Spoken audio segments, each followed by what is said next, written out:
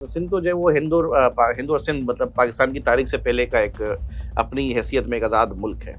تو پھر سندھی زبان کسی ملک کی زبان کیسے ہوئی؟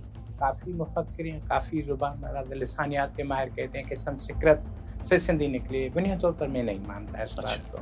میرا ایک اپنا نظریہ ہے کہ سنسکرت سے بھی پرانی سندھی زبان ضرور ہے. سندھ کے ہوتے ہوئے جب ہند اور سندھ تھا تو اس وقت جو تاریخ یہ کراچی کا جو حصہ ہے ٹکڑا اس کی حیثیت کیا تھی؟ 1000 برس پرانے ایٹلس کو دیکھیں, 1500 برس پرانے ایٹلس کو دیکھیں. سندھ تو بڑا پھیلا ہوا تھا. اس میں کراچی کیا, گوادر بھی آپ ہی کا ایسا ہے. ہم سندھ کے کلچر کو کس حد تک آرکائیو کرنے میں اور کس حد تک محفوظ کرنے میں کامیاب ہو پائیں؟